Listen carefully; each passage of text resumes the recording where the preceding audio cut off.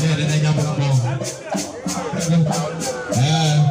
ina ya fuka president general today na nia iji no ya obana ba kana no na mu asira mu adi go egu na mu omo atago kwancha mo office ina go ne mo ya fuka egu ya se ada o chakom mo chie o si ko gbe native doctor